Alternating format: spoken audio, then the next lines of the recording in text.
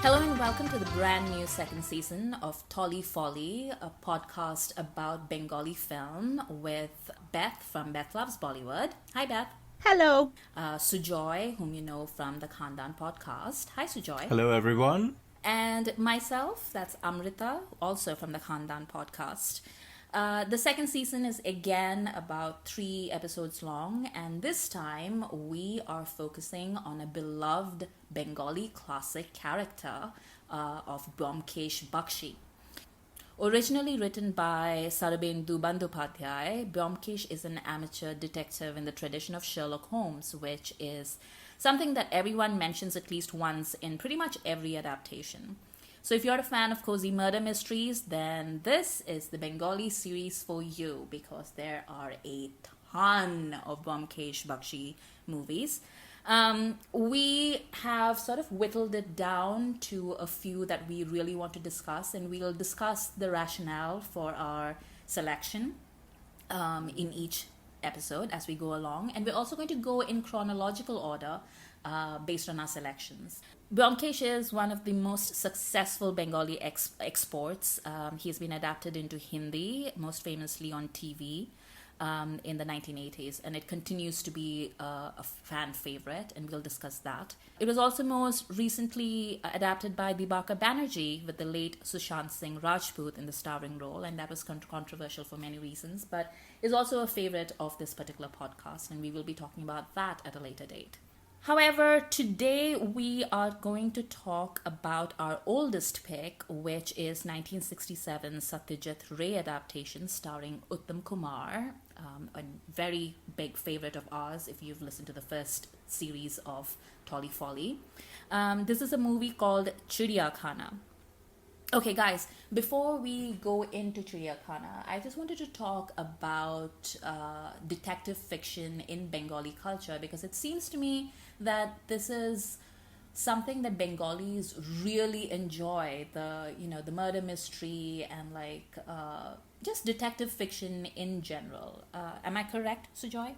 Yeah, I would think so. I mean, it's enjoyable, and yet it's also seen as, I think, like the purist people who enjoy literature would still consider it as a cheaper form of entertainment, like pulp entertainment, like James Hadley Case and stuff like that, but also it's also part of a lot of children magazines. It would feature Feluda was created with the prime objective of filling Satyajit Ray's children's magazine, which was Sandesh. And it's part of that growing up, reading comic books and reading children stories, which were about adventure and finding treasure islands and scavenger hunts and all of that. So the whole genre of detective and thrillers and finding mysteries and solving puzzles is definitely part of Bengali literature, and obviously Byomkesh is a big part of that. And Beth, you and I are big fans of the English detective fiction, and we mainline Poirot, for example, and then we watch pretty much every murder mystery series going on in England. And do you see parallels between, the English tradition of murder mysteries and detective fiction and the Bengali ones? Because you watch a lot of both, I think. I do. I should say first off that I watch a lot more than I read, for whatever reason, of detective things. But yeah, there have to be lines of connection. And even if it's just because, for whatever reasons that I have yet to figure out, maybe English or British mysteries took greater root in Bengal than perhaps they did in other parts of India. That seems to be the case. There are Christie adaptations in Bengali cinema that are, from the 50s, if not earlier. And I was thinking about how, at least in the films, Byomkesh goes off into the countryside a lot. So it's not quite everyone's locked in a mansion, but it's pretty close, at least in the ones I've seen. Obviously, the sidekick aspect of Ajit and the things he, can figure out or not on his own, helping us poor readers to follow along. The role of the city as well, I think, is really important. But that also is a thing from American crime fiction. I personally feel that Bengali films also have their own kind of noir that maybe you don't see in other, at least I haven't seen it in Hindi when you talk about detectives. Now, obviously, the gangster noir is a different issue, and Bombay has a lot of those. But in terms of detective noir, I think Bengal really has some strong entries in that area, which we could talk about more in a later episode if people want to. But I think there have to be international connections, whether deliberate or not. But I'm sure, especially from the texts, which I can't read, there are many, many, many homegrown, completely native to India aspects of Bengali detective fiction and detective films. And so, Joy, do you have a sense of whether those stories and those, not just the films, but the literature, do you think those are still as prevalent and as famous and popular in Bengal today as they used to be? I think the only benchmark or the parameter by which we can measure popularity is whether they get adapted into more popular movies, and by that I think a lot of Tollywood is definitely adapting. You have the Sabyasachi Feluda movies, and then you have Prosenjit playing Kaka Babu, which is another detective character. If you guys have seen Mishor Rohosho or the Yeti Obhijan movies, and then don't. The Egypt one is fun, but the Yeti one is stupid. And then Shashwata Mukherjee, who plays Ajit in the Anjan Datta Byomkesh Bakshi movies, he plays another police come investigator as Shabur Dasgupta. He's another detective character. So yeah, I mean, there are multiple adaptations of the many detectives that exist in Bengali literature, but yet none as repeatedly adapted as Byomkesh Bakshi. One thing I think is really interesting about that is that the film we're going to discuss today, Chiriyakhana from 1967, is the first Byomkesh film. And that's 30-some years after the stories started appearing. So somehow they weren't seen as, maybe audiences didn't want them on film. They seemed unfilmable or something like that. It seems really strange to me that given that they're now making 2 a year on average, if you look at Wikipedia, and you've got like an actor who starts in one director's series of as Byomkesh, and then he jumps to another director's series, still playing Byomkesh. They're currently really, really popular, and they've been on radio. There have been web series, there have been TV series, there have been these films, some of which are standalone and some of which are series.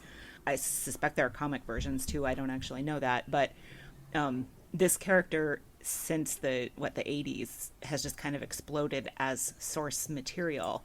But it's also kind of interesting about the films so there's one in 1967, there's one in 1974, and then there's not another film until 2009. Yeah. So again, the sort of like the idea of Byomkesh taking root as a film character is not fast at all.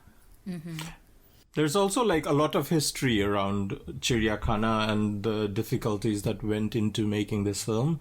And again, post-release, there was a lot of backlash regarding how it is the worst Ray movie ever and how it's the worst Uttam Kumar movie ever. And neither of which is true, IMO. Yeah. I mean, Ray was kind of, forced into making this because he was more interested in raising funds, and he was trying to create Gopi Gain Bhagavain when his assistant bought the rights for the book, and then Ray was pushed into making this, and he half-assed into a final product, and he also ran into a lot of production troubles and all of that, but we'll talk about that later. Okay, so then let's just start talking about Chiriyakhana, which is our feature for today. Beth, do you think you could do a little summary for those of our listeners who haven't seen the film? I recommend, if anyone watches this film who doesn't already know this story, that you might want to have a pen and paper handy to write down who all the characters are, because there are an awful lot of them. I've seen both these films before, but rewatching for this podcast, I was taking copious notes, which I'll try to whittle down here. What I'm going to say are the basics of the story as I understand them from these two adaptations, and they put different emphasis on different elements in the two films, and they tweak certain aspects, so that's not exactly the same by any means. Yeah. So the basic gist is there's Judge Sen. He was a Bombay Session Court judge who retired 10 years ago, and since then he has run a flour and dairy farm staffed by people he knew of from his work, who he's realized needed a safe home and an income because they've been in prison or something like that, so they need a hand up, and he's helping them out. And the residents include his wife and his nephew, a woman his nephew brought to the colony because he found her crying in Newmarket in Calcutta, a doctor, a driver and his wife, a professor who's a chemist and does the fertilizers, and his daughter, someone who takes care of the animals, a delivery guy, and then also, I don't know how to describe this person. The films kind of run amok with him, but there's a character named Panu who has some kind of impairment that means he can't speak properly, but he does read and write, which becomes important. Okay, so that's the colony. The story kind of kicks off when the judge contacts Byomkesh because auto parts keep being left on his property mysteriously. And he also wants to know about a film actress named Sunaina who seems to have vanished. He doesn't know her, but he's intrigued that she seems to be untraceable. So Byomkesh and Ajit talk to a film producer who leads on the actress, and he says that Sunaina was never really fully famous, which is why it's hard to find her in film fare and things like that, and that she was often hard to recognize because the makeup they used in the films was really good for her. They then go to the colony with one of them in disguise at the invitation of the judge. Both times it's as a journalist who doesn't speak Bengali. We can talk more about these disguises. They make the rounds and meet everybody. They go back to Calcutta. Sen is killed that night while on the phone with Byomkesh. Byomkesh and Ajit return, not in disguise. They question everybody. And you're going to hear variations of the same two questions over and over, which are, for the women, did you ever want to act in films? Because they've assumed that the judge was interested in this actress because he thought she was somehow related to his colony. And for the men, do you know about auto mechanics, to try to get at the motor parts? Another person is killed. Our superhero duo go back and forth between Calcutta and the colony a few times. Byomkesh follows one of the characters in the city.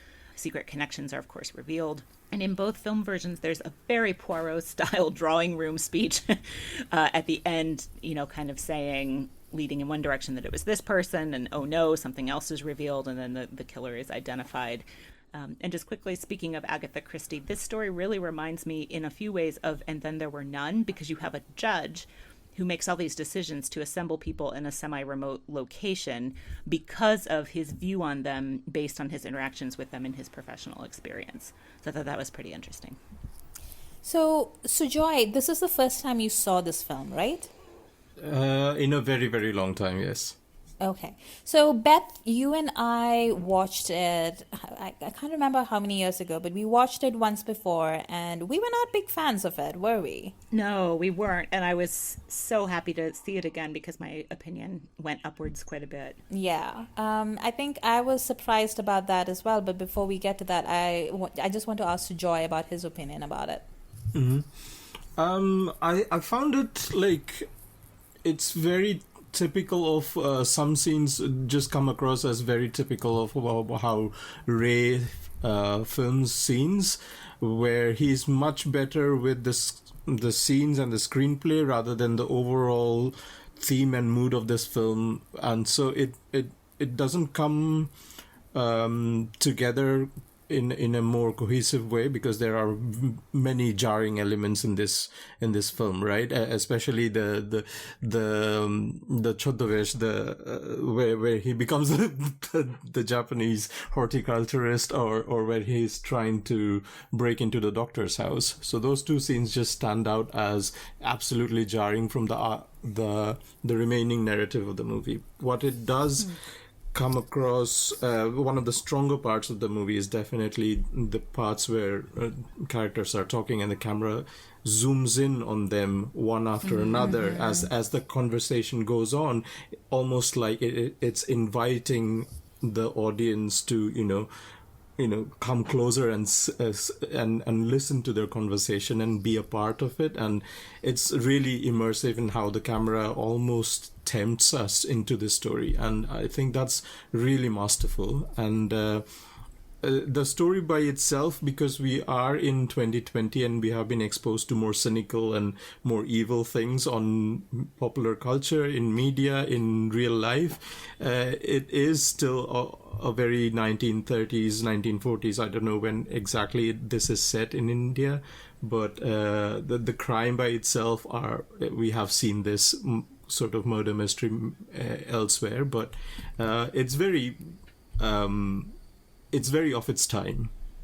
I was watching this and I was trying to think why I didn't like it in the first place, and also like why. So I think I appreciated it a lot more this time around, but I still felt a disconnect from the film, from the central, murder mystery. Like I didn't really care about any of these people, and I think that's really the thing, like if we're talking about Poirot, because those, like Beth said, there are some very obvious nods to the convention. And if you think about that, the person who dies is never sympathetic in the Christie mysteries, but you always feel a little bit invested in the cast as they show up. And I think that's where this film falters a little bit, because it's such a giant cast and they're so interesting, and Ray wants to show you all these interesting characters in all their texture. And I think he forgets a little bit to just hold steady on certain aspects of the story and let the viewer engage emotionally with them, so that, when the ending comes and the murderer is revealed, I honestly didn't feel anything. Like there was no, like it didn't affect me emotionally at all when I heard her story and so on and so forth. But Beth, tell me about you. Like what struck you as different this time? The number one thing, honestly, for me, I think, is I was so confused when I saw it the first time. There were so many characters. Yeah. And I had a very hard time keeping them straight. And when I watched it again last week, I watched with my friend Carol, who runs the website The Cultural Gutter. She'd never seen this either. And she kept asking me, which woman is that? Because... And there's a good reason for that, right? Like the story needs for us to not understand who is who exactly facially and some things like that. But also, I think, having seen these two adaptations pretty much back to back, the newer one does a much better job at unfolding bits of information in a way that builds the suspense better. Yeah. It's a longer film by a little bit, and I don't, of course, know which one is more like the book, but the point at which you find out who people are is very different in the two films. And I think the later one is more successful at building interest in the characters, because I was much, much more moved by the reveal in the newer one than I was in the Ray one. And I will say, like, I don't think this is the worst Ray film by a long shot. In rewatching it, I even texted you guys and I was like, hey, surprise, this film's pretty good. Like Ray knows what he's doing. Yeah. Who would have guessed? I really do think it has to do with the script and how the information is laid out, twisted, and then revealed, which obviously for a mystery is incredibly important. So we've been talking about the giant cast of characters, and I really want to discuss them at some length. But first, I just want to talk about the main relationship in this film, which is the relationship between Byomkesh and his best mate, Ajit. So, Joy, have you ever had a friend as good as Ajit? No, I wish. So, is it just me, or is their homo-avuncular relationship a little bit weird? Oh, the bongs are coming for us. I don't know. The male friendship thing is a mystery to me. Explain it to me, Sujoy, as our resident male. It's just good bros making omelette together, man. I mean, it's kind of just sleeping next to each other and cuddling on a cold night. I mean, there has been quite a bit of backlash of how Ray's Chiriyakhana is totally different from what Shorodindu's actual text is, in terms of how it characterizes the dynamic of what Byomkesh is and what Ajit is. Ajit is in the books as well as in the Anjan Dutta movies with Jisshu and Aber.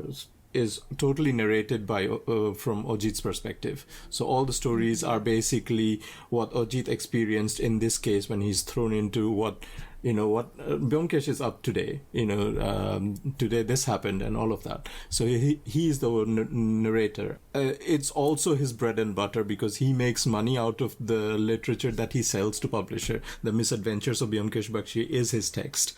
And that's why they are good friends, which is completely lost if somebody watches Chiriyakhana and that's all the information about Byomkesh Bakshi and Ajit that one receives, then that information is totally lost in Chiriyakhana. What else? Oh, another thing is obviously we were talking about why Byomkesh is the way in this movie where he thinks love is fake and all of that, and Ajit is the one who is married. Instead, in the books and in other adaptations, Byomkesh is the one who is the family guy and Ajit is the bachelor. I don't love this pair's relationship, which I'm sure is established by Conan Doyle, of the detective being mean, if not flat out abusive, to the sidekick character. Yeah. And that's really tiresome, and it's mean. And one of the things I love so much about Elementary is that Watson is a whole person with a ton of competencies and does not take any crap from Sherlock. Yeah. Again, these two adaptations handled this kind of differently, but that basis of a relationship is at this point quite played out, and it would be great to see someone do something different with that in some of the upcoming adaptations. And maybe they have in ones I haven't been able to see yet. So I think this was Ray's take on that, where he wanted Byomkesh to be more Sherlock. So he drinks, he is the guy who behaves erratically as he wants to, and Ajit is the one taking crap. I didn't pick up that he was quite as bumbling as Watson sometimes is. He's put upon, and he puts up with it. And as you point out, because you don't understand that he makes money from these and builds his, author reputation, you don't really know why he puts up with this. Yeah. Whereas in the other ones, you're like, oh, because, and then we could talk about this too, but Ajit in the later one is clearly having a blast some of the time. Oh, yeah, absolutely. And like in the other adaptations as well, like where Byomkesh gains from being with Ajit. Like he bounces off his ideas, and Ajit is the one feeding him with all the permutations and combinations, all the possibilities of the case, and Byomkesh collates all those information and comes up with the possible solution, and that is kind of not the case here. Right. I was really put off by Ray just turning Ajit into a total and utter dehati. Like he, he basically walks around half dressed through most of this film, and then he looks like he's older than Uttam, and it's always going to be a bit unfair to pair anybody in like a supporting role to Uttam, because this is the 1960s and Uttam is basically beautiful at this point. And he's got the Ray shine to him. So he's got the glasses, which are amazing, and he's dressed in these dhotis that are just beautiful, and he is beautiful and in his prime. And then you have Ajit, who's just basically, a bumbler, and he's just doesn't have much to contribute to anything that's happening. And I thought like that was really mean. And also like Byomkesh is a bit of a bully, to be honest. Oh, like, yeah. He taunts him with his snake. Yeah, what is that about? I think most detectives kind of are a bit of a bully, with the exception of maybe Miss Marple, who, is manipulative rather than a bully necessarily. But that kind of comes with the territory, apparently. And it's not pleasant. It is incredibly not pleasant. I didn't appreciate that at all. But also, can we talk about the character that is missing? Because it's Satyavati, right? Where's your wife, buddy? And it's funny because I usually, when I watch the adaptations of Byomkesh with Satyavati in them, I don't feel like she's contributing much to it. But then because she's not in this, I really felt her absence, and I began to sort of reconsider my previous Byomkesh experiences in that light. And maybe she does, work on him at a character level. Did you guys miss Satyavati?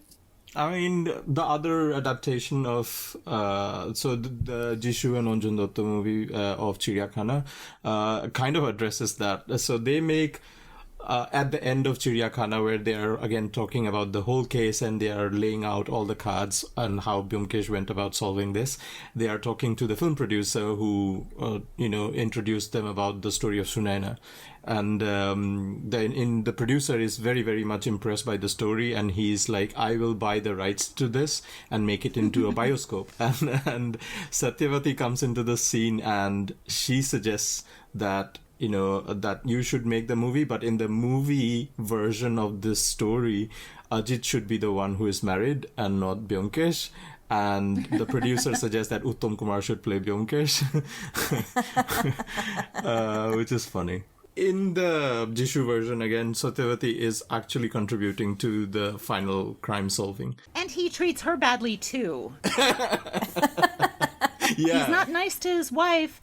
In any of the versions. And Satyavati is like, why are you all of a sudden getting so worked up on me?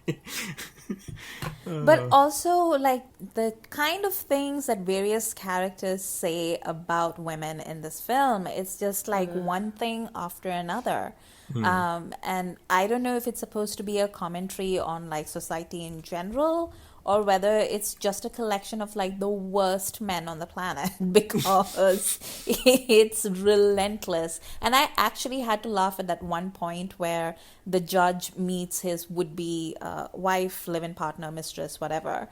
He's so full of lechery in that moment that his servant is literally like, I couldn't be in that room, and like, look at that expression on his face. I had to leave. I mean, that is some next level lechery.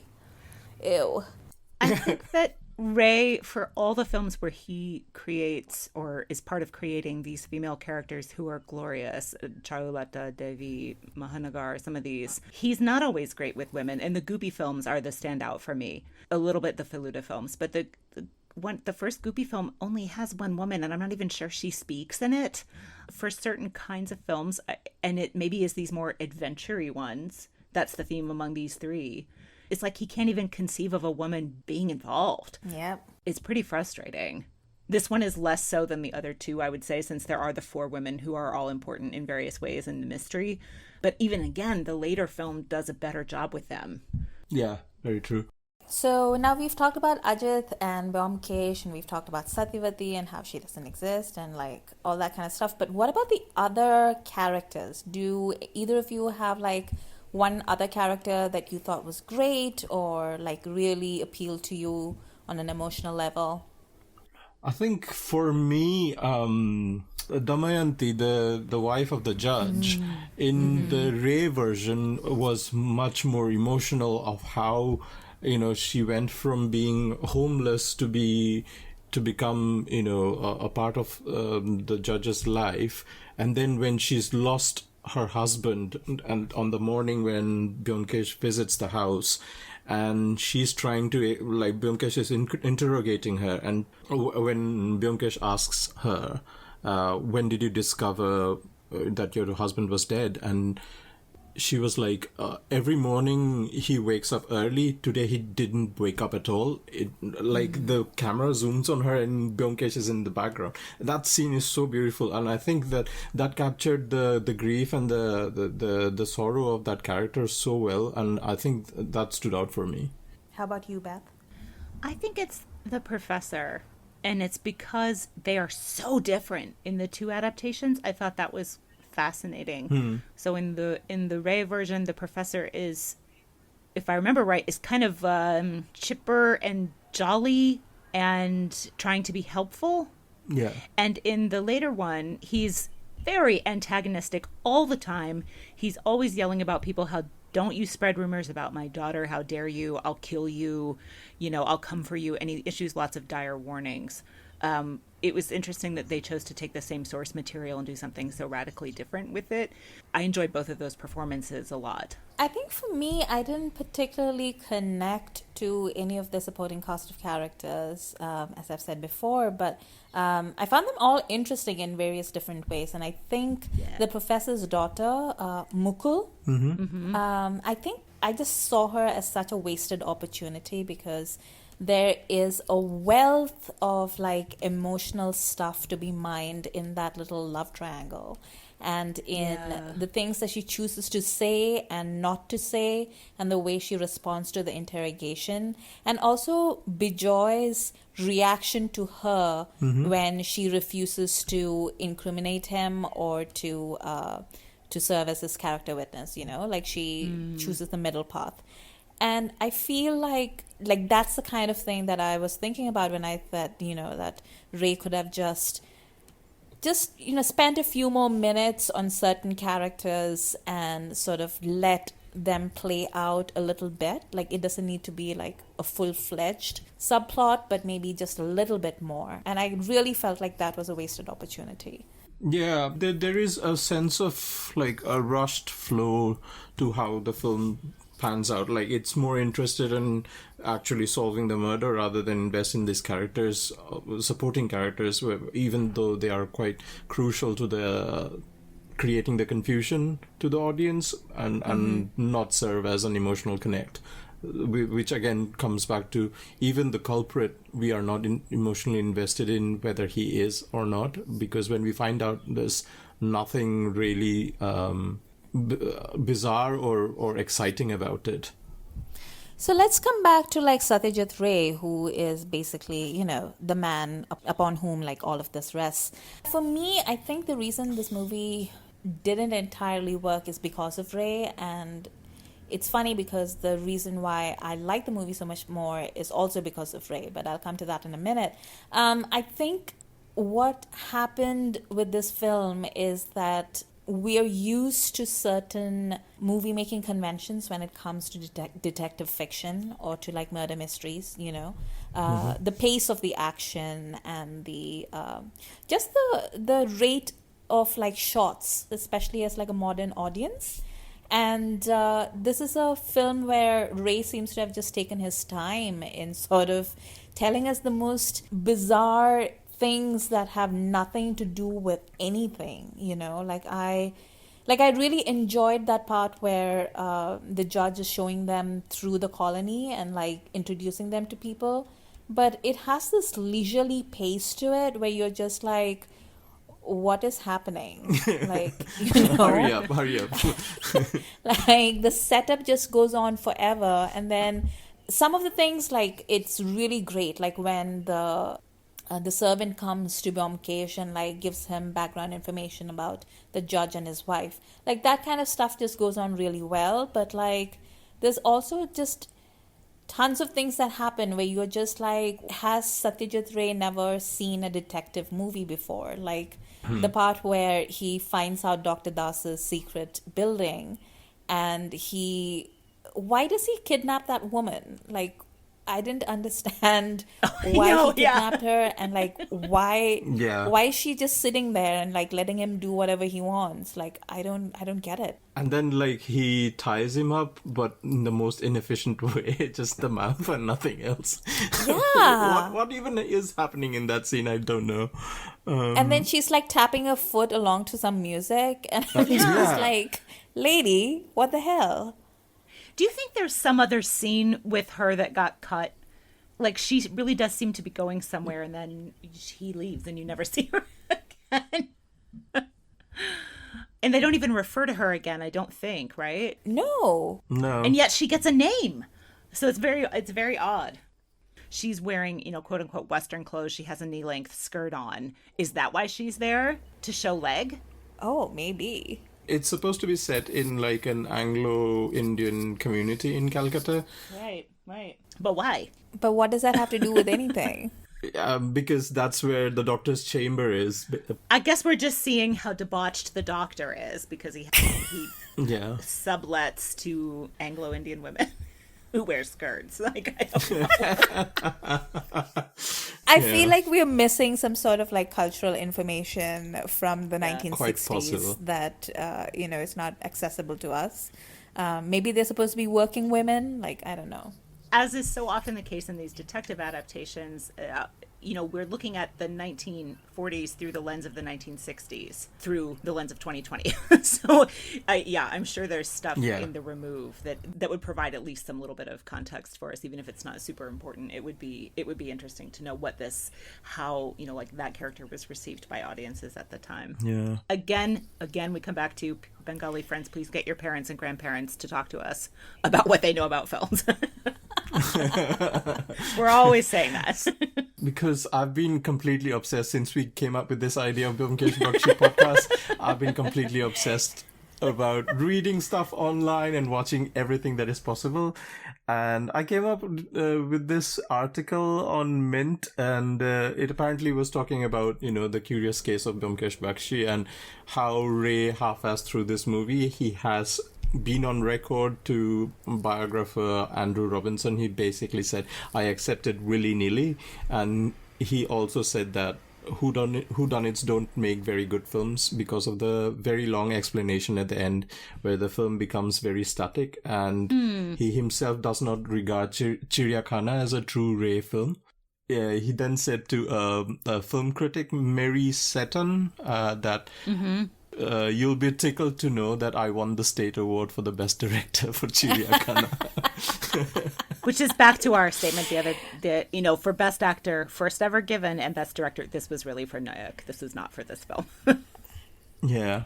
So I've told you why it didn't work for me, but let me tell you a few things that did work for me, and it refers back to some of the camera angles that Sujoy was talking about.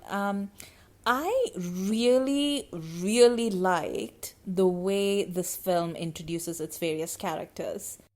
Especially, I think that scene where the train, carrying Byomkesh and Ajit for the first time in their disguised version. And the train, pulls into the platform, and for some reason, it's infested with little children who are just hanging off that train for no good reason and want to all get off at this one little, station in the middle of nowhere. But it begins with that entire scene begins with a close-up shot of one of the people that live in the colony, and he is sort of dragging on this beady, and it is a gorgeous shot. And then later on, what they do is because he's Japanese, he's pretending to be Japanese, Byomkesh, in the history of the worst disguises ever devised by man. I think you can actually see the sellotape over his eyes in a couple of the scenes. Yep. Because Japanese people love taking photos of everyone.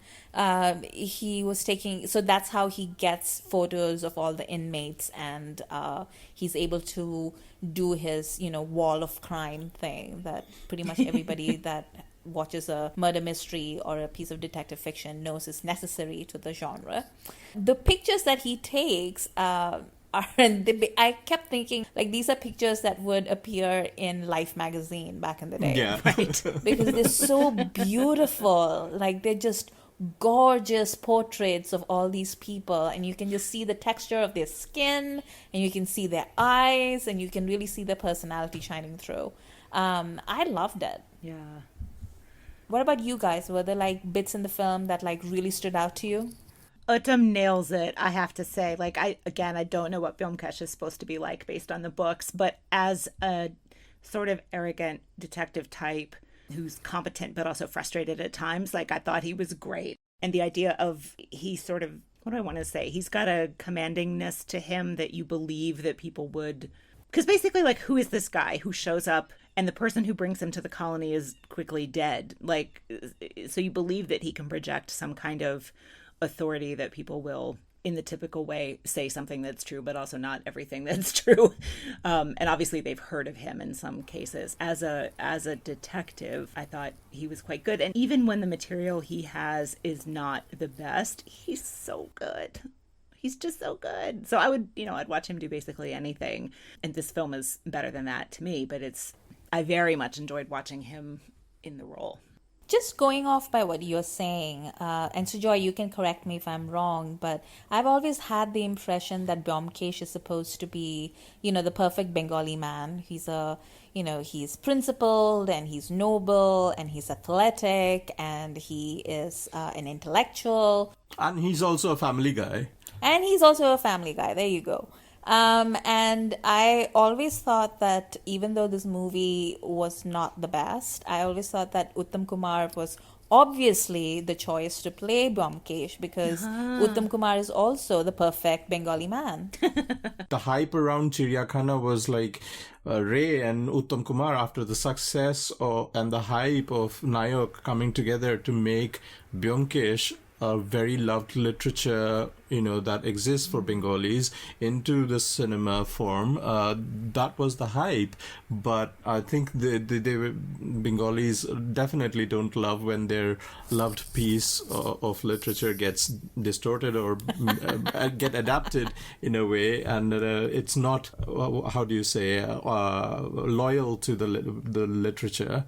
They get really angry about it, and that there was a backlash to Ray's Chiriyakhana. And we will talk about the Bengali backlash further when we talk about the version made by Dibakar Banerjee, because there is so much to say. I also want to talk about the set direction in this film because it is fantastic. It really is, isn't it? Yeah, I love that the opening shot is basically set up like Byomkesh's house. Like, it's introducing us to Byomkesh's living quarters. And it's sort of filmed like a villain's lair. Yeah. Like the snake and the skeleton. Yeah. It's like a really menacing camera angle too, here be like terrible things for you to see. And there's a scene later on where Ajit is there by himself and he's clearly freaked out to be in there. Remember, he's reading and then he's kind of looking at the board and then looking at the skeleton, and it's very effective. I'm looking up the set director, and their name is Bansi Chandragupta, who did Nayak, who did Akash Kusum, which is a fabulous movie, who did Charulata, who did Mahanayak. So there's clearly, this is a longtime Ray collaborator and nails it. Yeah, he knows his job. And the cinematographer for this movie is Shomendu Roy, who is not as regular Ray collaborator, because Subhrata Mitra, who's done other Ray movies including Nayak, is actually the Ray's preferred cinematographer, but Shomendu Roy is his Subhrata Mitra's student, and Subhrata Mitra was going through eye problems, and that's why Shomendu Roy had to work on this movie. The cinematographer who's done a lot of Ray films as well. Some of my favorites are in here. This is really interesting. He did the Calcutta trilogy, for example, and those are all pretty fabulous in my opinion. Yeah. Well done, everyone, except maybe the script. And the music is great, right? Yeah. The reason behind Ray doing the music is not because he wanted to, but because he had to. There was no money, and he had to lock himself up in a hotel room and figure out with all the musical instruments that he had at his disposal, and he just came up with the background music. I'm not an expert in background music, but for both of these adaptations, in my notes I really like the music in this. Amrita, you will get to eventually watch the Anjan Datta movies, but the Byomkesh theme in those movies is really, really great. It's really great. It's got a really distinct, dramatic, operatic quality to it. It's really good. Okay, so let's talk about the other adaptation of Chiriyakhana. I also watched the Rajit Kapoor one of Chiriyakhana because that's the most simplistic version of it. So which one was your favorite, Sujoy, of the three that you watched? I think, I don't know. I mean, the story is, so the Anjan Datta and Jisshu version of Chiriyakhana is very loyal to the text. Ray's version is more able to explain the reasons why characters are doing what they are, and it also differs from the text in how the resolution of the story is. So basically, when the judge says to Byomkesh that he wants them to investigate about this film actress called Shunoyna because he heard the song that was somebody was singing in the compound, that is not there in the text. That is not there in the new movie as well. So how did the judge know of Sunaina's existence? That is totally unknown. Oh, yeah. Whereas in the Ray's version, he comes to know of this song first, and then he wants Byomkesh to investigate about it, and that's how we come to know of Sunaina, and the events just unfold from there. So the beginning of the story is quite unclear if you go by the text. And also towards the end of the movie, when the doctor is eventually caught, we come to know that the doctor and Bonolokhi, the actress who is actually Sunaina, they are together and they are in on this entire scandal, and they kiss and they die because of potassium cyanide poisoning. Whereas in the Ray version, obviously, the actress says that she's a subject of abuse from the doctor, and the doctor is the villain and he gets caught. So in a lot of ways, I think an amalgamation of the two stories works for me. I can't really pick a favorite. I mean, there are clearly some things that Ray's version does really well, whereas the newer version does a lot of other things much better than Ray's version. And the Doordarshan version is a very, very simplified version of both. And it's very charming as a very retro piece of entertainment, but doesn't come close to any of the other two. Beth, did you watch any of the other adaptations? Just the Anjan Dutt one with Jisshu, which I love. I think I would say I prefer that one to the Ray one. I'm sorry. Partly because we haven't talked about this yet. Saswata Chatterjee is Ajit is hilarious. Yeah, he's fabulous. Sujoy, you and I were both like, he's so funny.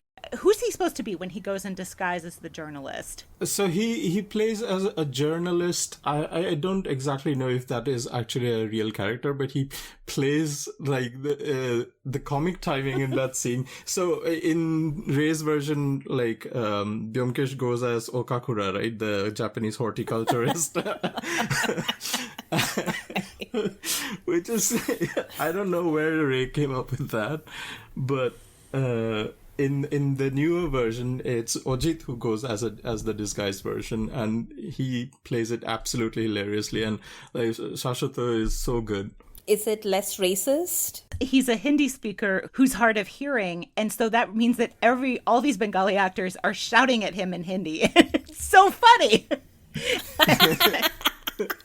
There's also a scene when they go to meet the film producer, and the film producer has someone bring out snacks for them, and Byomkesh is like, "Oh, this isn't necessary," and Ajit is like, "Snacks." He reaches in and grabs one and just shoots him this look like, "I can't believe you're eating that. How like, come on." So I rewound it to watch. It's really, really funny. It's so good. And so then seeing, the richness of their relationship compared to what I understood of the relationship in Ray, that it's much richer in the newer one. They're so good together. So I guess we will come back to this question when we discuss further movies of Byomkesh. But between Obir and Jisshu as Byomkesh, which one is a better Byomkesh for you, Beth? I have not watched them kind of in close proximity with this question in mind, but I think maybe it's Jisshu, but I'm not sure. So I reserve the right to change my mind after I rewatch one of the Abir ones, because I've seen all but one of those, I think. And I do really enjoy them. I enjoy him in general, and he also has the same Ajit with him. So I want to go relook at their relationship and all too. But I suspect, based on this one, it's the Jisshu one, but I don't know. There's a lot of drama to talk about the Anjan Dutt movies, by the way, so we will come to that. Yeah, I can't wait to know why the actor changed. There's so much drama. Escandalo. But I do like Jisshu a lot. So I think that's pretty much most of it. Do either of you have any last thoughts that you'd like to contribute? I love detective movies. Everybody make more. That's what I want to say. They're great. I agree. I'm just very sad that we couldn't have like a truly great version of Byomkesh with Uttam Kumar, because I think he would have been really good in that role. Maybe he could have even done a series, same as half the Bengali film industry today. I have an additional comment/question.